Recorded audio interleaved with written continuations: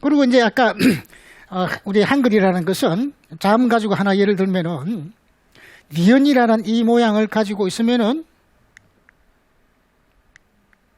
모양을 공유하고 있으면은 조음기관을 사용해서 핵을 더 더해갔기 때문에 니은이라는 문자를 공유하고 있으면은 조음되는 위치가 동일하다. 핵끝이 윗잇몸에 닿는 모양이다. 동일하고. 문자 모양이 복잡하면은 소리가 세고 문자 모양이 간단하면은 소리가 약하다. 소리의 색이라는 것은 아까 조음되는 기간이 같다라는 것은 조음 위치를 얘기하는 것이고 소리가 세다 약하다라고 하는 것은 조음하는 방식을 나타내는 것인데 우리 한글이라는 것은 조음하는 위치와 조음하는 방식이 문자 모양에 그대로 반영이 되어 있다. 아까 모음에 대해서도 마찬가지죠. 모음에 대해서 마찬가지입니다.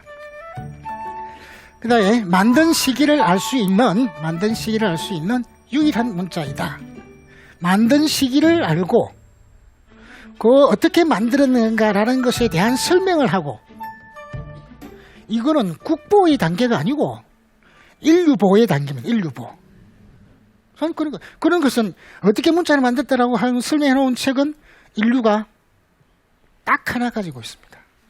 뭐? 훈민정음 딱 하나 가지고 있습니다. 그것밖에 없어요. 그러니까 외계인하고 전쟁하다가 외계인이 우리를 가장 똑똑한 종족, 대표적인 지구의 대표적인 종족이라고 할 만하죠. 당연히. 이 한글만 가지고도 우리는 그런 자부심을 가질 수가 있습니다. 그래서 이제 훈민정음에 보면은 이 정인지 서문에도 이제 훈민정음 해례에 나오는 이야기인데 상형 문자의 모양을 본떴다.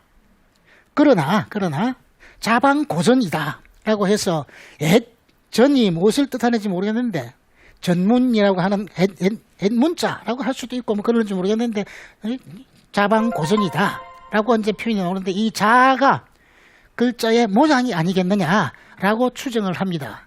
그런데 이제 그 채말리라는 게 반대하는 사람들에 대해서 무마시키기 위해서 상행했다. 그런데 글자의 모양은 옛날 문자하고 비슷하다. 본뜻다가 아니고 방자가 본뜻도 되지만은 비슷하다는 뜻도 되니까 비슷하다라는 식으로 받아들이면 되겠고 그런데 문제는 이제 채말리가 반대 상수문을 내면서 옛 것을 비슷하고라고 이야기하지만은 옛날 것하고도 다 이 비슷한 것이 하나도 없다. 라는 식으로 해서 반박을 하게 됩니다. 채말리가 얼마나 고맙습니까? 창조적으로 만들었다. 라고 하는 것을 역설적으로 증언하는 거죠. 옛날 선비들은 무슨 행동을 할 때에 자기 혼자 독창적으로 하는 것도 좋아했지만은 옛날 것에 뽐닫아서 옛날 것을 다시 이어받아서 새로운 것을 만든다. 옹고의 지신이라는 게 그런 것이죠.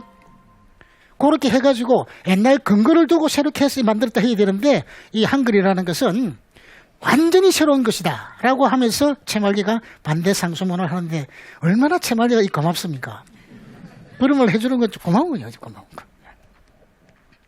그러니까 독립적으로 창제된 문자이다 라는 이야기이고 자질 문자와 음소 문자 그리고 음절 문자가 복합적으로 되어 있다. 자질 문자라고 하는 것은 실제적으로 만들었을 때 그런 것이고 만들어서 실제로 운용하는 것은 하나의 음소 우리가 소리 인식을 할 때는 기억이라는 거하고 키역이라는 거 해가지고 이거는 대기성이 있고 이거는 대기성이 없고 그거를 문자에 반영한다라고 그러면 아주 복잡해서 안 되는 것이죠.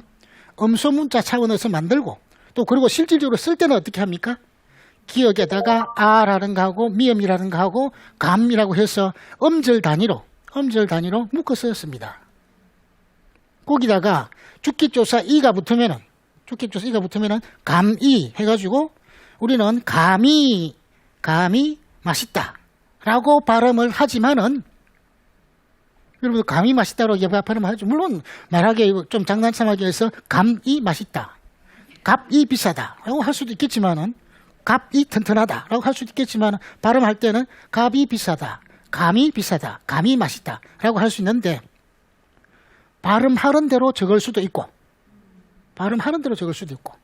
동그라미 요놈에 있어가지고 동그라미 요놈이 있어서 우리가 소위 말하는 형태수별로 감 따로 적고 이 따로 적고 우리가 분철이라고 이야기도 하고 그러는데 분철을 할 것이냐 아니면 연철을 할 것인가라고 하는 것은 그때 당시에 표기법이 결정하는 문제이죠. 훈민정음을 창제할 당시에는 철저하게 연철을 했습니다. 물론 분철하는 것도 있긴 하지만 지금 현재 우리가 하고 있는 것은 형태소별로 나누어서 적고 있습니다. 나누어서 적을 수도 있고 그냥 이어서서 음절을 대로 음절 소리 나는 대로 적을 수 있는 문자, 그건 우리 문자밖에 없죠. 여러분들 다음 봄, 자 영어를 잘 못하니까 그냥 발음만 세 개 써들으면은 NEXT SPRING 이어서 발음하면은 next spring이 될 텐데 이때 어디가 음절 경계가 어떻게 있고 그런 걸 어떻게 합니까? 행태수 경계는 어떻게 되는지 우리는 우리가 선택해서 필요한 대로 음절 단위로 적을 수도 있고 형태소 단위로 적을 수도 있는 그게 이제 요 이야기입니다. 그러니까 이제 우리 특징이라는 것은 특히 세 가지가 되는데 문용상의 특징 하면은 문자와 언어가 조화를 이루고 있다. 왜? 좋은 기관을 그대로 사용했기 때문에. 왜? 혀의 위치라든가 원순성이라든가 이런 거 고려해서 문자를 배치를 했기 때문에. 그리고 우리 문자는 그렇죠. 점이 있고 선이 있고 선이라는 것은 꼬불꼬불한 이런 건 안 쓰고 저쪽에 다른 문자들 보면 꼬불꼬불한 게 좀 많습니까? 우리는 꼬불꼬불한 거 우리는 정직하고 똑바른 사람들이기 때문에 바로 누워 있거나 서 있거나 그 다음 문자는 점과 선으로 되는데 그 다음 문자는 점 하나 선 하나로 이루어지게 됩니다. 그게 아가 만들어진 것은 점에다가 하나 찍고 같으면은 점 하나 서 있는 모양에다가 점 하나 찍고 오 같으면은 누워 있는 모양에다가 위에 찍고 우 같으면은 누워 있는 모양 밑에 찍고 그 다음에는 점 혹은 선 하나 그 다음에 점 하나 선 하나 했으면은 그 뭐죠? 점 둘 선 하나 그게 뭐죠? 요, 유, 여, 야.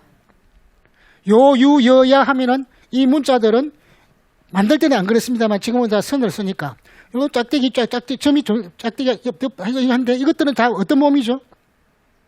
요, 야, 여, 유 하면은 처음 발음할 때에 여러분들이 발음하려고 그러다가 발음하지 말고 딱 멈춰봤어요.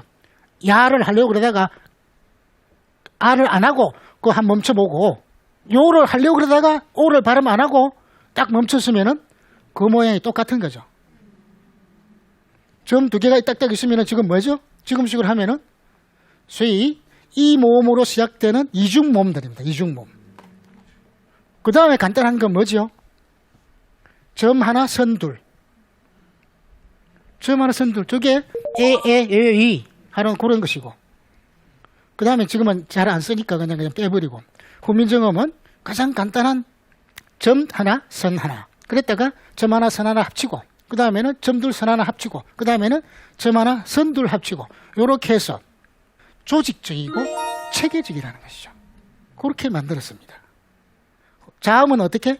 입술에서 나는 소리 같으면은 다 미음이라든가 비읍이라든가 피읍이라고 해서 동일한 조음 위치는 동일한 모양을 가지게 만들고, 소리가 세면은 문자 모양이 복잡하고 소리가 약하면은 문자 모양이 간단하고 그게 체계적이고 그게 과학적이라는 거죠.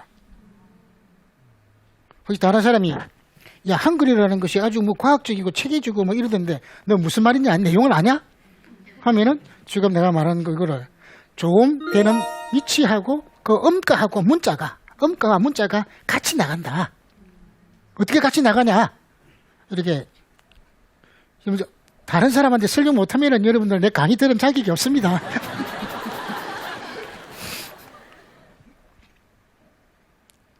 문자와 음성의 1대1 대응. 사실은 뭐 1대1 대응이라는 것은 불가능한 일인데 우리도 지금 1대1로 대응은 안 되죠.